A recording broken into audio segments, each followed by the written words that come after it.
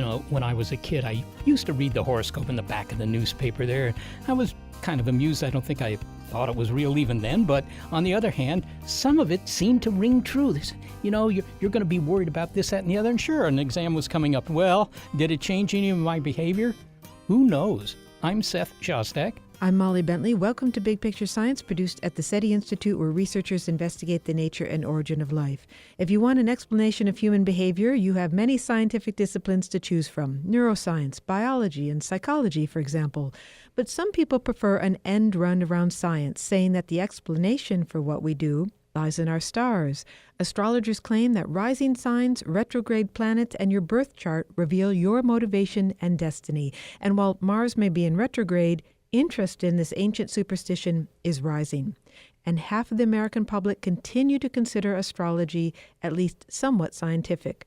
In this episode of our monthly look at critical thinking, why What's Your Sign has returned as an icebreaker, and why the truth value of this ancient practice has no bearing on its popularity. It's Skeptic Check, Astrology Ascending.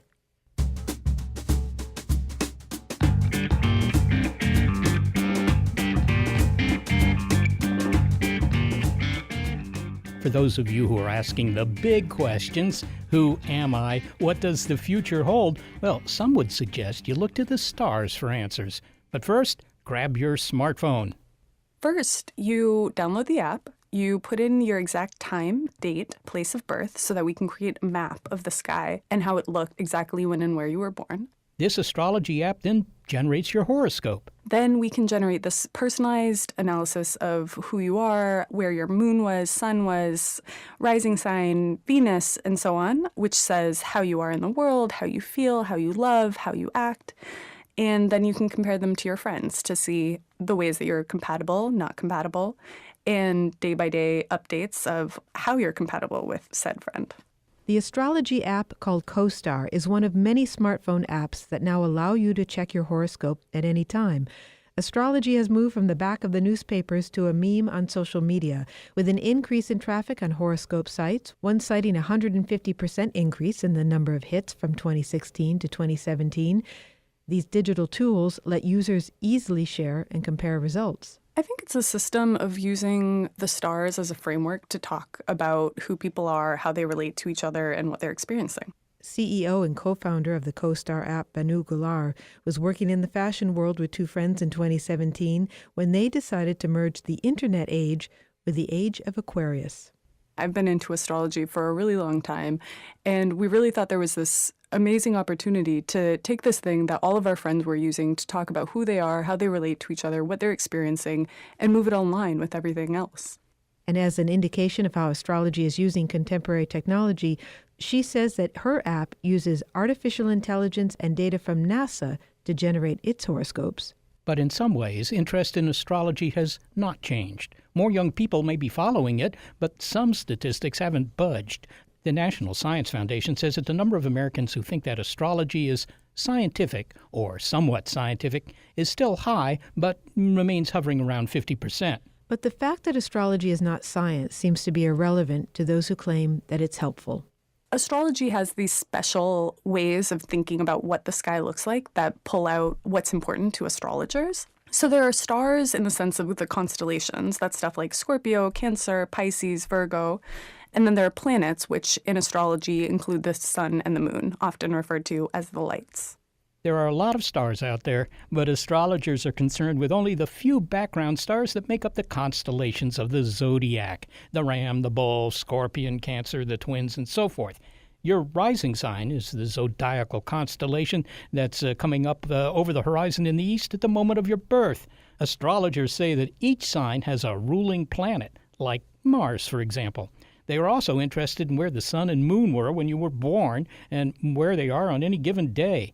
And the positions of the sun, moon, and planets determine who you are and your destiny. As for what we can learn from your astrological chart, your chart says, okay, the sun was here when you were born. That determines your ego, your identity, your role in life. That's your sort of standard, what's your sign? And you have your moon, which is more your emotions, your moods, your feelings. You have your Mercury, which is how you talk, how you speak, how you think. And those planets are seen as sort of energy or parts of your personality, and each one has a sign attached to it, which is kind of like an adjective, and also a house, which is a part of your life it focuses on. So, for instance, my Mercury is in Scorpio and in the 4th house. This means that the way that I speak is really intense, and I'm liable to spend a lot of time thinking about my home and family. But the big question is, how does astrology work? What is the mechanism by which the stars and planets influence our personalities or our destiny? I mean, honestly, I think that question's a little bit besides the point. So I think that question can be answered in 2 different ways. One way of thinking about it is as pure correlation. There are correlations between birth month and certain personality types. Something like the Saturn return, every 30 years, Saturn returns to the same place in the sky that it was when you were born. And for astrologers, that's a time of like dealing with responsibilities and limits and boundaries. Most people would just be like, yeah, people tend to freak out when they're 29 or 30. I don't know why, but it seems to happen. I think the other and probably more important way of responding to that is like, it doesn't really matter. Something like Myers-Briggs also has no quote unquote scientific basis, but they've done all these studies that it materially helps people, right? Like having this language and system to talk about the more vulnerable parts of yourself, your personality, where you're coming from, how you see the world, that has really practical implications. Banu, there are a few astrology apps out there, but yours distinguishes itself, it seems, by the fact that you say you use artificial intelligence and NASA's planetary positions to generate the horoscopes. Maybe you could describe a little bit of that. Yeah, so in really simple terms, what we do is we take all this NASA data to make a map of the solar system at the exact moment you were born. And then we transform that to a local version of that map so we can see what the sky looked like when you were born from where you were born. So I was born in Houston. We take that sort of solar system wide map and turn it into something that would be from the point of view of a human standing up in Houston, Texas. And then we compare that to where the stars are now. This is to generate your horoscope. So we take those 2 maps of the sky, compare them, looking for certain kinds of angles in astrology called aspects. Where the sun is now and where the moon was when you were born, or where Saturn is now and where Saturn was when you were born. And there are all these special angles that have different kinds of energy associated with them. We take all of that data and translate it into human-readable text, personalized to exactly when we were born. Now, look, here's the very simple question, but I'm sure it occurs to everyone. Can astrology really tell you the future? I mean, is it somewhat like fortune telling in that it says, look, we're going to tell you about what's going to happen to you in the next N years? I think that's a strange question. So I was raised Turkish, and I was raised looking at tea leaves or coffee grounds. And with something like that, it's not really about predicting the future exactly. It's about sitting with someone who cares about you and thinking about your future together, right? Like if I were sitting with you and looking at your coffee grounds, I would be much more likely to say, oh, it looks like, you're going to win an award for a great radio show. But if I was sitting there with my little sister, it's much more likely that I'd say, it looks like you're going to get into a fight with your roommate. And I think that context is really important and is developed socially. And I think also in terms of the pure predictive stuff, one way of thinking about it is correlation, right? Like every few months, Mercury goes retrograde, and it's this time that communication mishaps happen. But communication mishaps happening isn't the same exact kind of predicting the future that you're asking, which I think is more like you're going to win the lottery on February 2nd, 2021, which, I think most astrologers would say is ridiculous. Banu, it's claimed that there's a rising interest in astrology among young people. First off, is that true? Yeah, I think there's a ton of data to support it, like tripling on Facebook, doubling on Twitter, engagement with astrology content. It's huge, and it's only getting bigger. I see. And what's your understanding of why this is? I mean, I think that we're at a point that we're all aware that social media is eating everyone's brains. Depression is up, anxiety is up.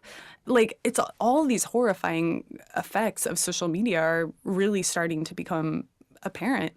And I think astrology is one of the oldest systems in the world that gives people a really robust framework to talk about who they are, how they relate to each other, what they're experiencing, this private ritual of reading your horoscope or reading your horoscope with your friends, having these shared stories to experience reality together.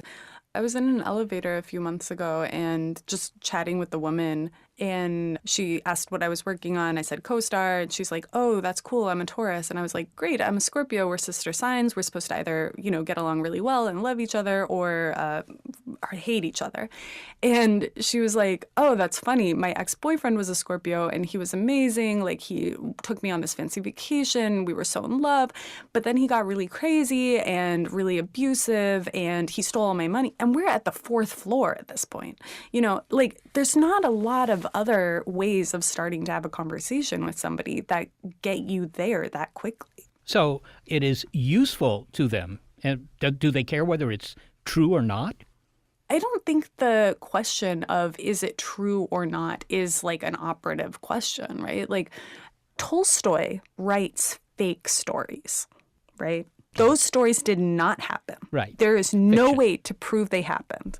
Yeah, it sounds like Greek myths. So what's the problem? I think the novel is a good reference point for this because the point is that it's a language and a framework and a system for talking about reality.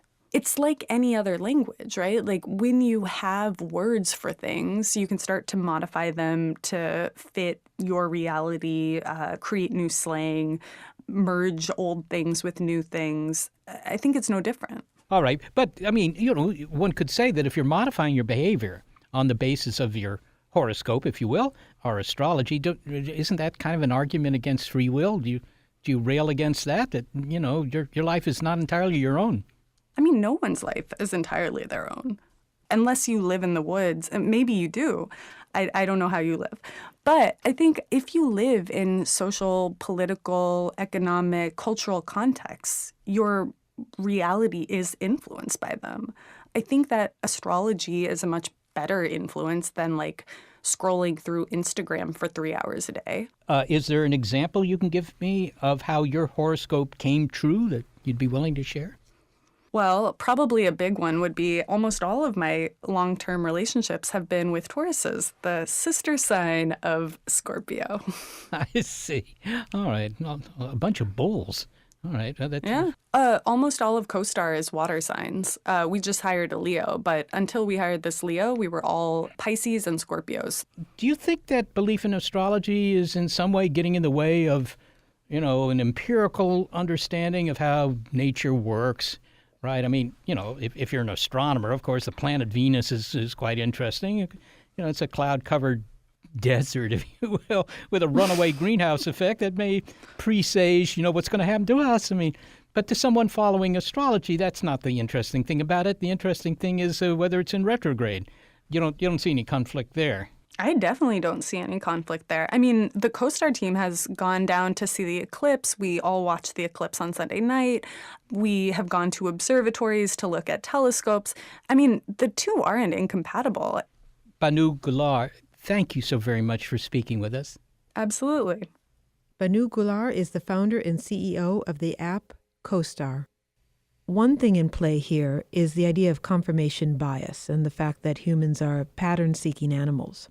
Yeah, well, I'm sure that's true. I mean, if my horoscope says, this is a good day for making decisions, or it's a good day to ask the boss for a raise, right? And I do ask the boss for a raise, and the boss gives me a raise, well, I think, yes, that horoscope was right. Okay, but that's confirmation bias. If I hadn't read the horoscope, it would have been maybe the same outcome. And all those days when your horoscope was wrong, you forget those days and you remember the times when it was right. Exactly so. One confusing element here is that the app is using artificial intelligence and data from NASA, which suggests that this astrology is science, but it is not. Yes, well, indeed. Just because they claim to be using AI and NASA, that sounds good, but it doesn't make it any more accurate, right? The positions of the planets, maybe you're getting them from NASA. You could have gotten them from the U.S. Naval Observatory, and that's probably where NASA gets them, actually. You could have gotten them 50 years ago, 100 years ago. They would have been essentially just as accurate.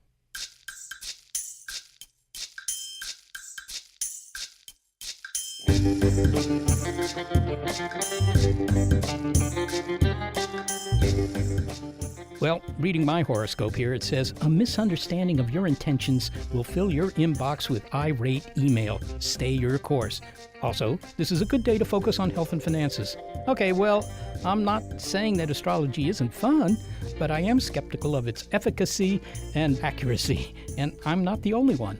I think astrology is an ancient superstition left over from a time when we huddled around the campfire, afraid of the night and worried about the vengefulness of the gods.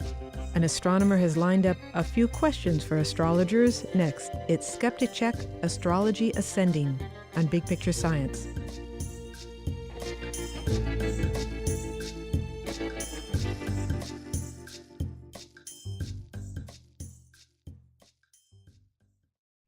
Did you know that 43% of college graduates are underemployed, working jobs that don't even require a college degree? Well, imagine if one of the most significant investments of your life, your college degree, only worked half the time. I mean, a refund is the least you'd expect. Flatiron School is doing something about this with courses in software engineering, data science, and UX, UI design. Flatiron School stands behind its students with a tuition money-back guarantee. Flatiron graduates enter into a career services program with career coaches and ongoing learning. Students who follow every step of the plan and don't get a qualifying tech job offer within 6 months of graduating are eligible for a full tuition refund. Complete details at flatironschool.com/terms. With graduates working at hundreds of leading tech companies, the Flatiron School program is working. Full and part-time programs available online and at Flatiron School campuses around the world. Join the school that's reinventing education, starting with student outcomes. Learn more at flatironschool.com/bigpicturescience.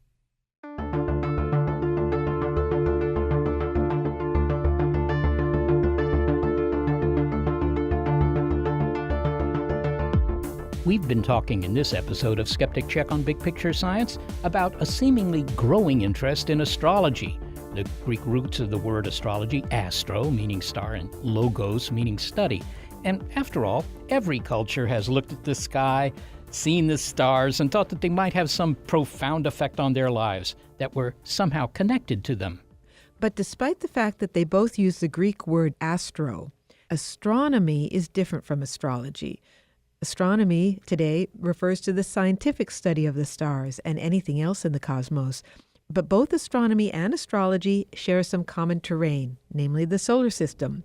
So both astronomers and astrologers might refer to Mars being in retrograde, for example. So for an astrologer who believes that each planet somehow wields energy and influence on individuals, Mars being in retrograde might mean a waning of your passion. But I would argue as an astronomer that Mars being in retrograde is actually more interesting for another reason. This optical illusion gives us an important hint about the structure of our solar system. Because the planets are, if you will, on a kind of racetrack where each planet has its own lane going around the sun, sometimes we overtake a further out planet which is driving slower or on a bigger track. So imagine you're on a race course and your car overtakes another car in an outer lane, then it will look to you like the outer car is going backwards. Astronomer Andrew Fracknoy agrees with our house astronomer Seth that astrology is not science and that there's no mechanism for how the position of the planets at the time of your birth could possibly influence your future behavior or attitudes. However, as we heard, the fact that astrology is not science is irrelevant to those who follow it and say that it works. So how do we know that astrology is not science? I mean, what does it mean to say that it works? And is there any harm in believing that? Professor Fracknoy has given a lot of thought to these questions over the decades as he's witnessed American popular attention to astrology wax and wane. There have been great waves of interest in astrology, going all the way back to the coronation of Queen Elizabeth, of all things. That was one of the times when there was tremendous press interest and for a long time not much news. And so the press got the idea of interviewing British astrologers, and that went in those days viral. and there became a lot of interest in astrological predictions. In the 1970s, when New Agey things were popular, again, astrology enjoyed a kind of renaissance. And then things have gone up and down in terms of the public interest surveys, showing that there's been times of great interest and times of lesser interest. And I think we're at a place now where there's so much uncertainty in the world that all kinds of strange beliefs seem attractive for the moment. Can I take it from your response that you're sympathetic to this trend, or do you have some other thoughts considering the fact that you are an astronomer? Well, I'm sympathetic to the fact that a lot of people are confused and searching for answers.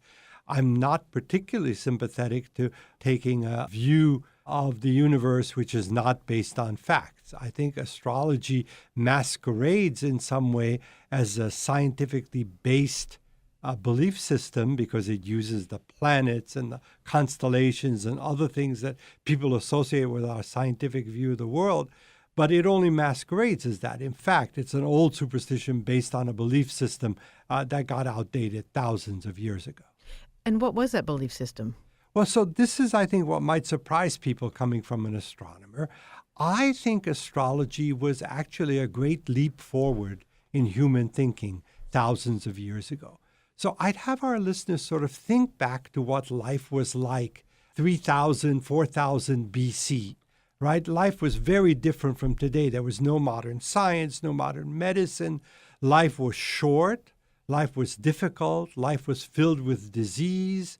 And it was tremendously unpredictable. And that was the hardest part, that sometimes the very nicest people in your village died all of a sudden from a terrible disease, and the most horrible people lived to be 80. And there seemed to be no sense or rhyme to how people were predestined, in a sense, to live or die. But humans want to know the reason, the cause for events. Exactly. Humans wanted someone to blame. And so they, of course, picked on the gods. They decided the gods were the ones who were responsible. And so it became pretty interesting and maybe necessary for the human psyche for us to begin to have a way to read the will of the gods. And that's what astrology is about. In those days, people looking at the sky noticed that although the sky turned once a day in a regular way, because now we know the Earth is turning, in addition to the regular movement of the stars, there were 7 power objects that had their own separate ability to move through the sky. And very naturally, people began to associate those 7 power objects with gods. The sun and the moon were the most noticeable of these 7 power objects, but there were also 5 planets that moved separately from the stars through the sky. So important, in fact, were these 7 power objects that people gave a whole new unit of time to them, the week. The days of the week are named after those power objects. In English, the Sunday and Moon Day, which we call Monday, are obvious. The day before Sunday is Saturn Day. So we gave this whole unit of the week, which has no other reason for existing.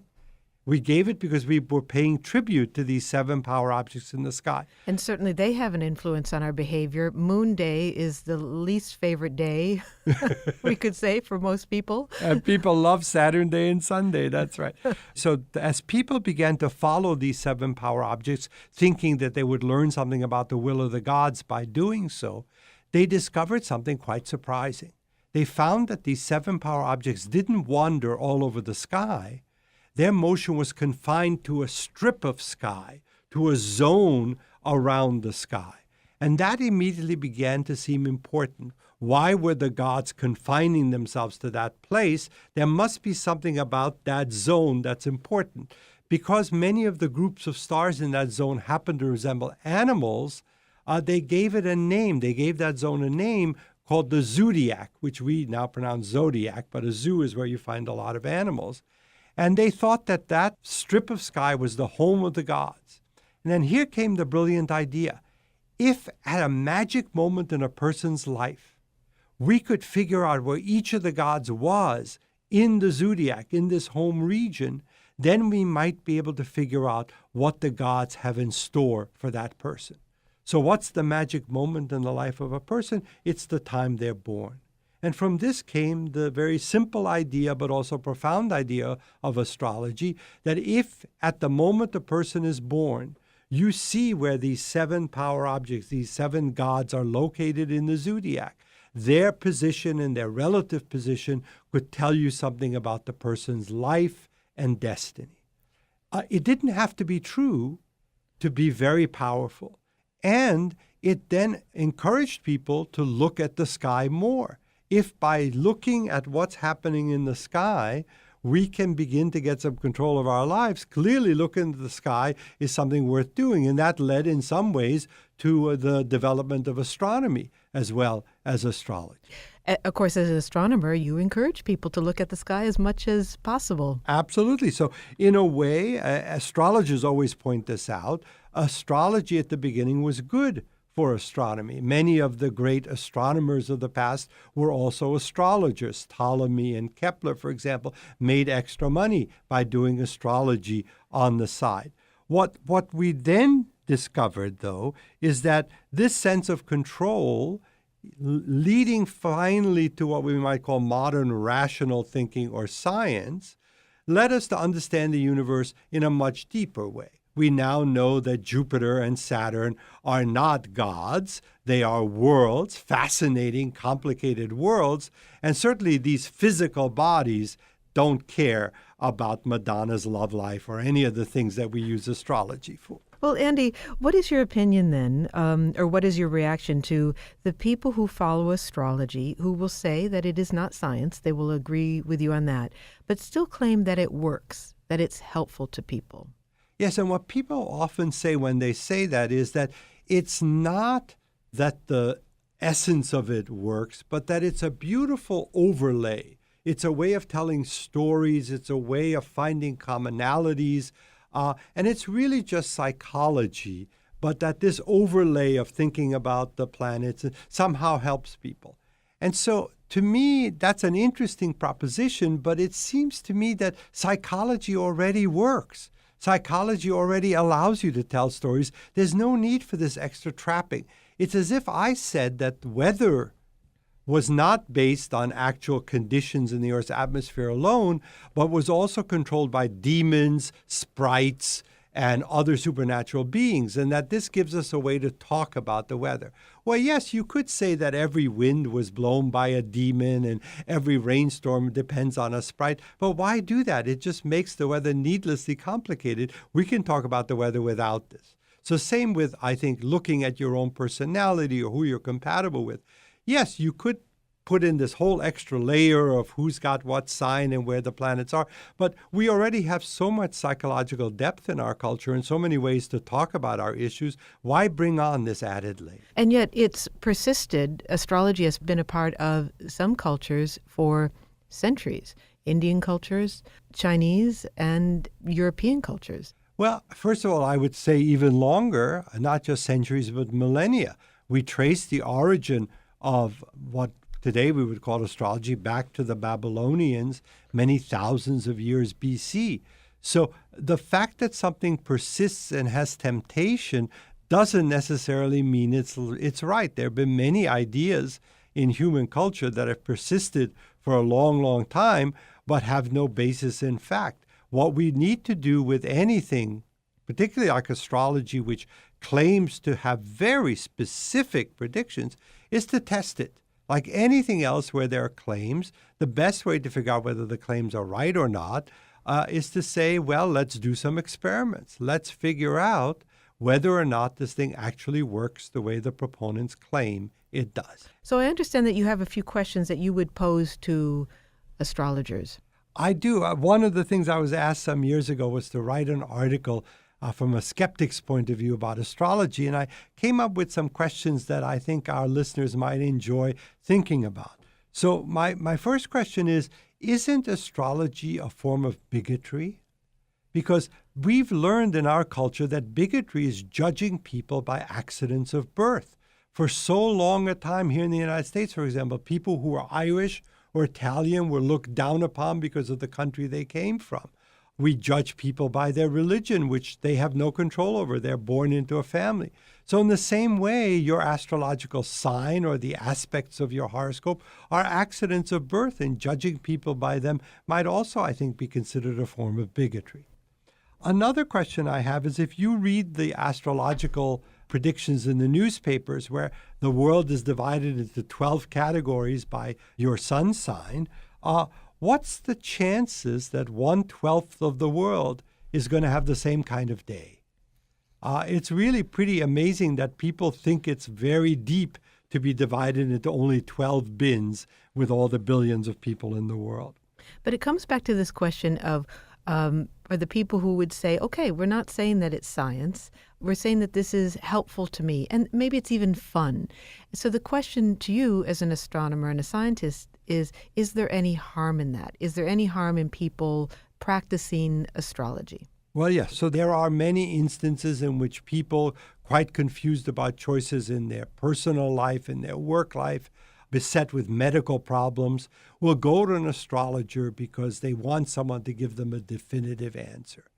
And an astrologer can do completely the wrong thing for them. Astrologers have broken up marriages. Astrologers have given people bad work advice. And most particularly, people who go to astrologers and other pseudoscientists for medical help then wind up not getting the proper medical help they need and being much worse off. So very specifically, yes, you can imagine cases where it's not just fun cocktail party conversation, but we're talking about people making crucial life decisions based on this completely unjustified and untestable idea. Now, we've been talking about the phenomenon of people following astrology, but maybe not considering it scientific. They describe it as being in this gray area of something that works, but it's not science. However, there is a percentage of the American population, roughly half, according to the National Science Foundation, that thinks that astrology is either science or somewhat scientific.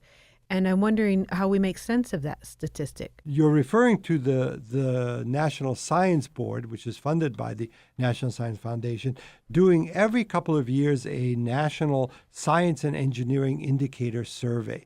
And they ask questions about a number of beliefs at the fringes of science during that survey. This has been done for years, and the belief in astrology as being scientific has gone up and down. There have been times when more people believe it's either slightly scientific or maybe it's really scientific.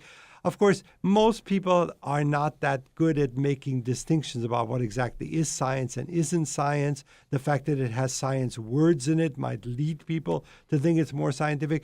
I think you'd have to probe much more deeply to know what percentage of the United States takes astrology so seriously that they guide their lives by it. I suspect we're much lower than 50%. I suspect we're in the 20% range from surveys I've seen of people who actually seriously guide their lives. That's still a lot of people if it's 1/5 of the population, but it's nowhere near half.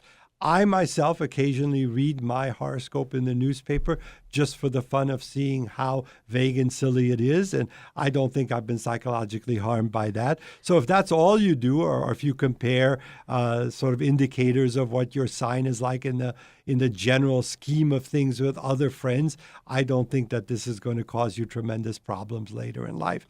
I think it's people who take astrology as so profound a belief system that they guide their actions by it, where I'm a little bit worried about the danger. I never thought I would ask you this, but Andy, what's your sign? My sign is do not disturb. You've had that joke waiting in the Yes, wings for a that's while. right. Well, now that you shared your sign with us, Andy, you're also, of course, an astronomer. When is the last time that you looked through a telescope, and what did you see? Well, I look at the sky pretty regularly, just an occupational hazard. It's so nice to look up at the planets and the stars. I don't think that they necessarily have any direct influence on my personal life or on my ultimate destiny. But I think that the stars are mysterious, complex, and in their own way profoundly connected with us. The elements in our bodies were made in the stars. The fate of the universe was decided during the Big Bang. Much of what happens on planets is determined by how stars are born. So these are the kind of connections with the stars, not the astrological ones, that keep me awake at night. Andrew Fracknoy, thank you so much for speaking with us. My pleasure. Andrew Fracknoy is an astronomer and professor at the Fromm Institute at the University of San Francisco.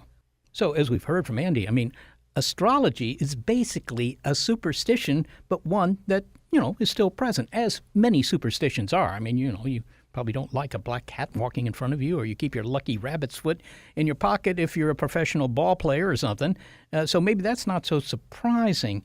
But what I found particularly interesting was his comment about how it arose, because life was so capricious thousands of years ago. He mentions people who die at age 25 or whatever, and then some bad guy who doesn't deserve it dies at 85. And this, unpredictability led people naturally to look for an explanation, and the only explanation before science, was the gods did it.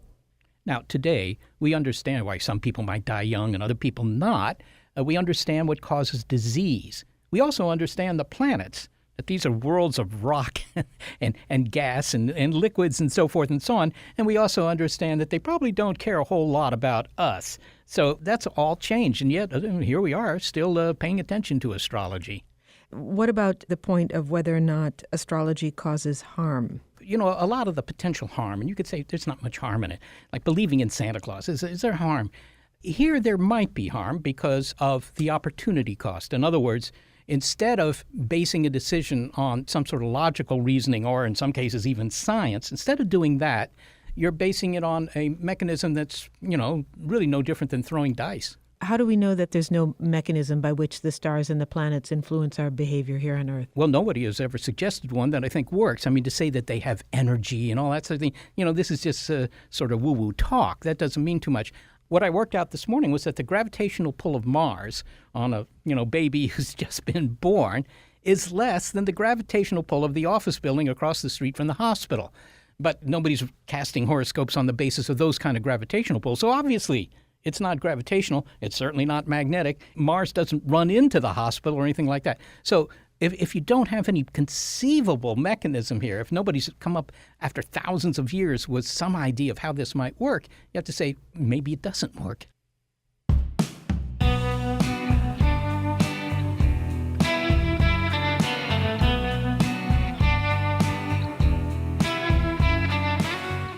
Okay, well, maybe you don't buy this horoscope stuff, but what about the influence of that big pizza pie in the sky? Some scientists say that it can influence our behavior. If you believe that a particular phase of the moon will cause you to do a particular thing, it just might.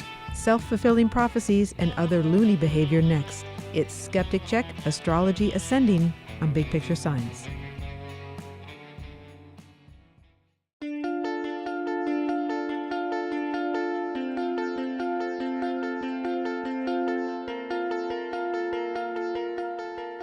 We've been talking in this episode of Skeptic Check on Big Picture Science about why some people follow astrology, even though there's no scientific evidence that the stars or planets have any influence on your love life or career prospects.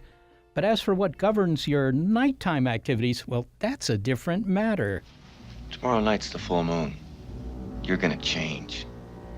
You'll become... I know. A monster. The moon's supernatural influence on us is often the stuff of campfire stories and popular lore, but you don't need fur to sprout on your arms to think that silvery satellite exerts actual influence on us. Unlike the retrograde Mars and the rising Saturnian system, the moon is close enough to exert a significant gravitational force on us.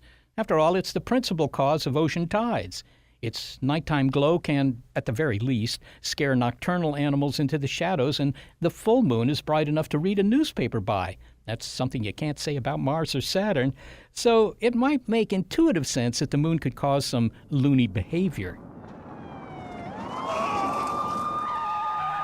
Females on the porch now, she advised that each question caller keeps coming after the caller. Robberies, murders, psychosis, emergency room visits. Popular belief is that the driver of much of that mayhem, like a zombie operating heavy machinery, is the moon. And why is it always a full moon or a new moon that's causing trouble? Why doesn't anyone claim that a gibbous moon, a partially full moon, makes them crazy? Oh, what's happening to me that I feel so unfulfilled? It's like I'm not quite all there. I'm not complete. It's just a phase. Wait a few days and you'll be fine. Either way, whether the moon influences human behavior is a popular area of research. There have been many studies, close to 100, and they've looked at things like murders and suicide, emergency calls, traffic accidents. As a neuroscientist at the University of Washington, Eric Chudler studies what motivates human behavior. And over the years, one subject about which he's received numerous inquiries from students was proving to be a real stumper. A common question that they asked me was, why does the moon make people go crazy? And why does it cause all this abnormal behavior? And I didn't know the answer to that question. And so I looked at all the published studies that were peer-reviewed, and I wrote up a website, and I let people see those data. And I said, here's the data. Come up with an answer for yourself. His collection of scientific studies is as long as the supposedly moon-governed behaviors are diverse. They include aggravated assault, assault in prison, police arrests, calls to police, homicides in a 1-year period, homicides over a 3-year period, emergency room visits, psychiatric emergency room visits, suicides, and panic disorders. And the conclusion that Dr. Chudler hopes his students have come up with for themselves? The overwhelming evidence is that there is no correlation between the phase of the moon and any of those abnormal human behaviors. Wait a minute now, because the moon is well known to have influence on the behaviors of many forms of life on Earth. I mean, tidal critters, I think even oysters and stuff like that. So, I mean, the moon is not completely divorced from life on Earth by any means. Right. There was that recent study that was just published a few days ago about oysters and how oysters regulated the opening and closing of their shell in relationship to the phase of the moon. What they think is going on is that there's somehow a relationship to the light that the moon emits, and that the oyster behavior is somehow tied to the light of the moon. But humans, we have artificial light, and we're just not affected by that. And so you're looking for a reason for a result that just isn't there. Now, why were you looking? I mean, does the public think that there is a correlation here? Yes. In fact, there is a very strong belief in some occupations that the moon does have an effect on behavior. Some surveys that have been done has shown that crisis workers, even emergency nurses and doctors, have a strong belief that the moon affects behavior. And that's very interesting, because these are highly educated people who claim that the moon is affecting the behavior of some of their clients. And the hypothesis that I have about why that may be true is that these people see bad things.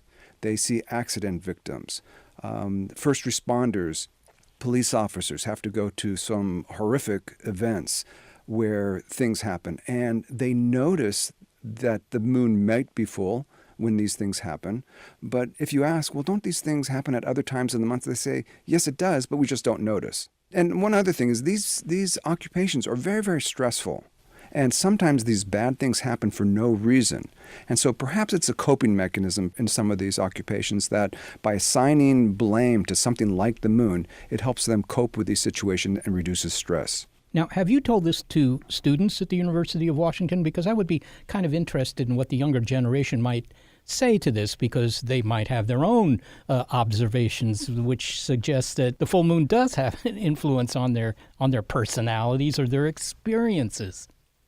I've spoken to many, many audiences, college students, even high school, middle school, and even elementary school students about the brain. And often I get the question is, well, don't people go crazy when the full moon comes out? And I reference these peer-reviewed studies that show no, if you really look at the data and you look for a correlation between these events, it really isn't there. And the overwhelming evidence with all of these behaviors is that there is no relationship to any phase of the moon and any increase or decrease in any of these abnormal behaviors.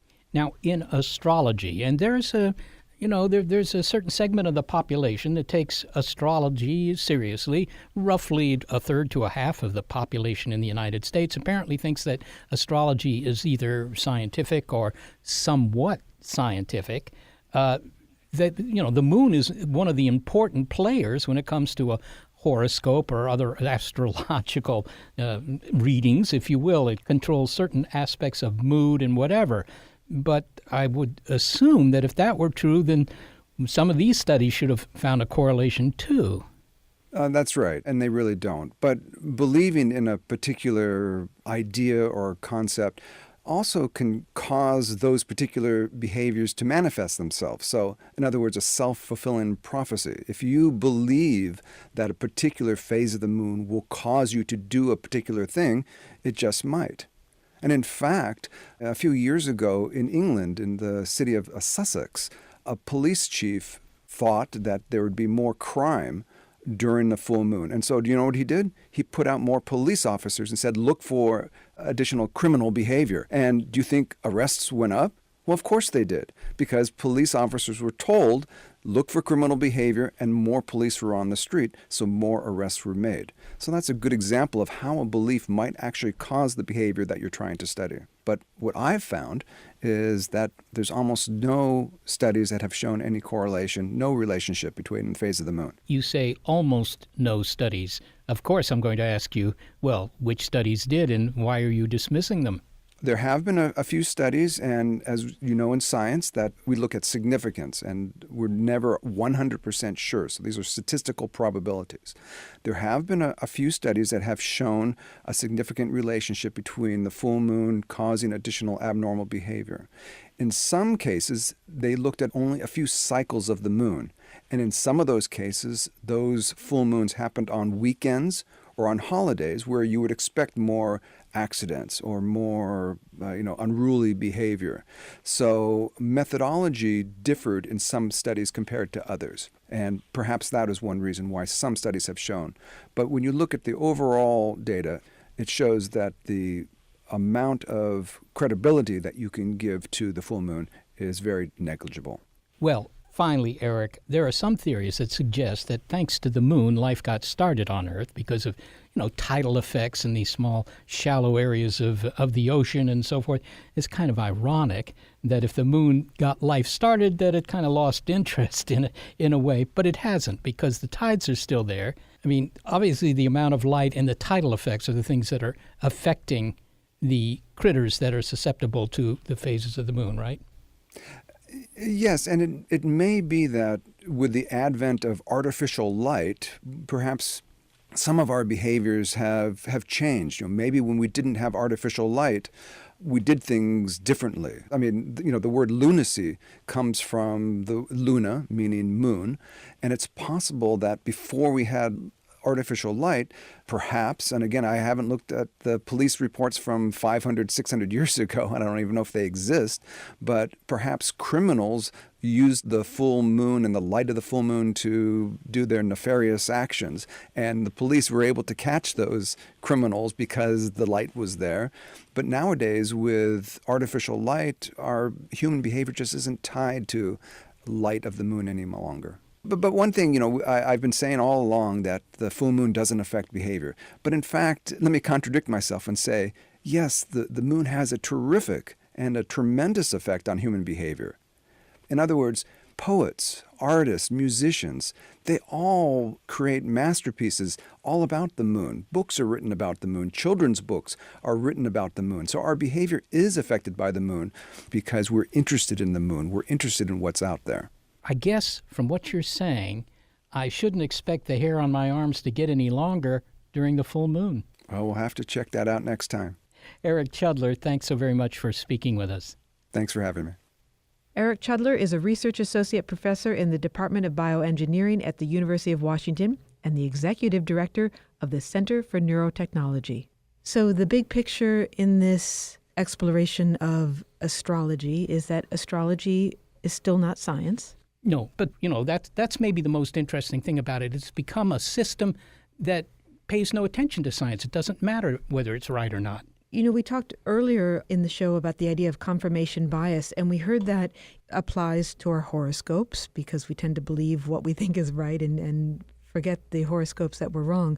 But we also heard that it plays into the situation of the supposed influence that the moon has on behavior because doctors and nurses in emergency rooms tend to remember those crises that were associated with the full moon? Guess what? There's always a confirmation bias aspect to this sort of thing. In the case of astrology, I understand why people find it interesting because, doggone it, just like our ancestors 4,000 years ago, there are things that happen in life for which there's no explanation. Sometimes they're terrible things, and we always want to know some reason for it. We look for a reason, and sometimes there is no obvious reason that science can give you or simply logic or whatever. And so they try something else.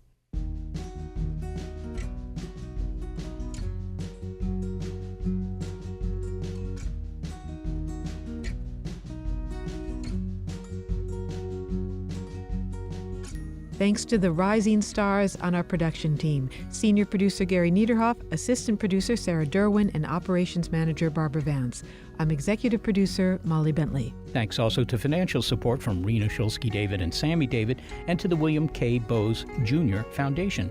Big Picture Science is produced at the SETI Institute, a nonprofit education and research organization whose scientists study the origin and nature of life, including the formation of our solar system. I'm the Institute's senior astronomer, Seth Shostak, and I'm occasionally retrograde. Also, a big thanks to our listeners. Your ears have been attuned to our monthly episode of Critical Thinking Skeptic Check on Big Picture Science. This episode, Astrology Ascending. If you want to hear more Big Picture Science, well, you'll find past episodes in our archive at bigpicturescience.org. And if you never want to miss an episode, subscribe to BiPi-Sci on iTunes, Google Play, Stitcher, Spotify, iHeartRadio, or Pandora.